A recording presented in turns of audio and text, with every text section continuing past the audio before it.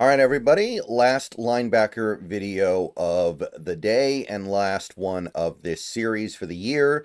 We've just got a few guys here at the back end of the 7th round to clean up on, and then we will be carrying forward to actually a few more draft evaluation videos. We're not going to be completely done yet. I do have a few more guys I want to look at. We'll take care of that on Friday and Saturday, but last video for today, we're looking at linebackers. Let's start with Dumas-Johnson of Kentucky. Transferred there from Georgia, 23 years old. He's short, but he's actually got a decent amount of heft to him. He's almost 240, 32-inch arms, pretty decent. Big boards, like I said, late 7th round guy right now on the aggregate. Not a ton of production over the last couple years. I know he's missed some time for injuries, but even when he does play, he's not somebody that's a big tackle farmer. He does make a decent chunk of plays in the backfield. He's got some good sack production, 7 sacks combined over the last 2 years. Positives with Dumas-Johnson would be, I think he's got a pretty decent stack and shed game. He can work through blockers pretty efficiently and effectively. He's a fundamentally sound tackler. I think he does a pretty good job working through ball carriers. He was a key defender, not a huge part, but a key part of 2 elite Georgia Bulldog defenses over the last few years before he transferred. And I think he's got some pretty good movement skills. I know he didn't really do much at the combine, but I think his movement skills are good. I think they can translate decently well to man coverage. Now, by all accounts, and as near as I can tell as well, he regressed pretty heavily when he transferred to Kentucky. And that tells you that maybe he was a product of playing with really, really good teammates on Georgia. So it's very possible that he's just a guy who leaned on playing with superstar teammates and wasn't really able to step up when he was trying to be the guy. He's not very fast. He's not very athletic. So while he does have good movement skills, I like his change of direction. I wouldn't call him fast and I wouldn't call him athletic. Instincts are not where they should be for a player of his level of experience. This is a guy who's been around for long enough to have better instincts than this. So mentally, it doesn't seem like he's developing as fast as he needs to. And while he does have decent shed skills, he's not very good at sifting through traffic and actually missing the blocker entirely. So he is still getting waylaid. So too many problems here. There's just too many issues here to concern yourself with. So to me, he's just a special teamer. And I'm not really even thinking about him as a defensive player at this point. To me, he's just a special teamer. UDFA. I don't think he's worth a pick. UDFA, I'd make him a UDFA primary target because there is some stuff here that physically is decent, but that's about it. Okay. Next guy, another UCLA linebacker, Kain Medrano. Kain Medrano, 24. Very lean, almost 6'3", but barely over 220 pounds. So probably needs to add weight or maybe even change to safety. 32-inch arms, pretty good. He's very, very fast and very, very explosive. In fairness, he needs to be because he's so light. 4.4 640 is one of the best 40 times for a linebacker ever, though. He also had really good verts and broads.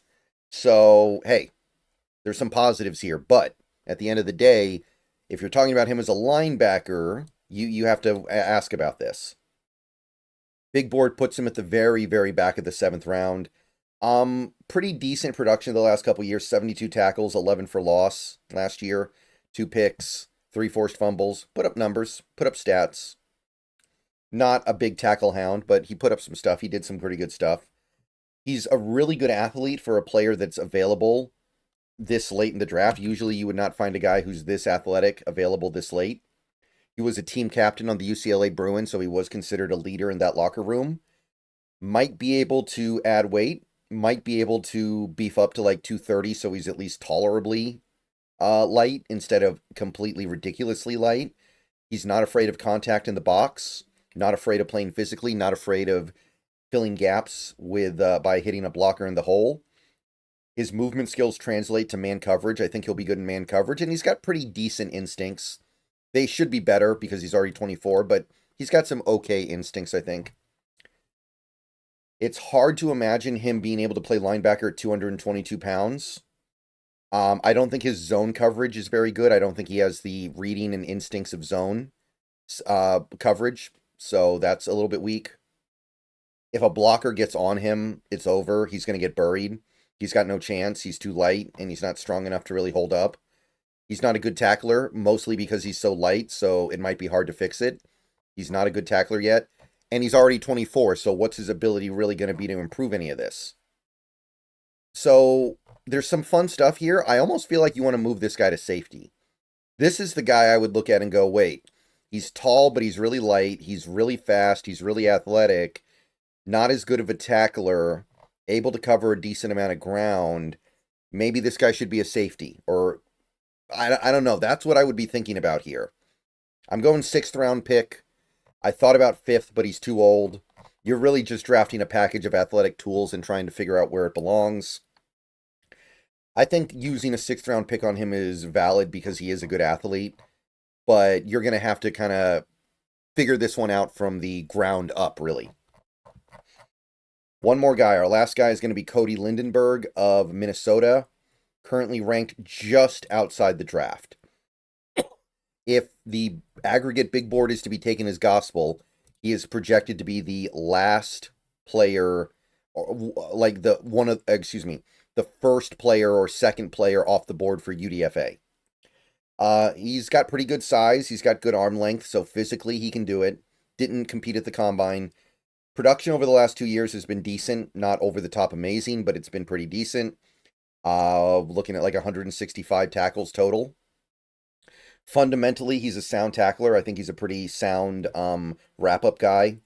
Good instincts and play recognition to get where he needs to be, so I like his reading skills. I like his instincts. Explosive athleticism as well. He does have those explosive moving skills.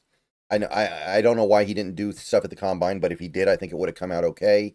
He's patient as well. He's not overrunning plays. He's not biting hard on fakes and misdirection. He can work through traffic pretty effectively as well. I think that his ability to sift through blockers is pretty good. But if a blocker gets clean on him, if a blocker actually gets up and gets in his grill, it's over. He's not going to shed him. He doesn't have a good stack and shed game. Reactive athleticism isn't necessarily there, so man coverage is going to be a little bit tough for him.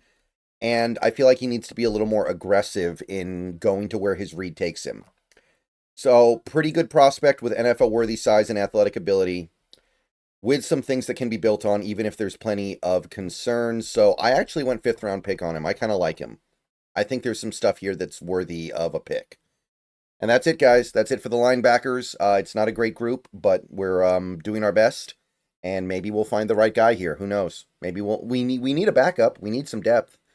All right, guys. So tomorrow we're going to be taking a day off from the draft prospect evaluation because tomorrow's really busy for me. And then Friday, Saturday, we're going to do cleanup, and then we're going to be completely done. All right. See you guys later. Go Hawks. Let me know what you think. Those are my linebackers.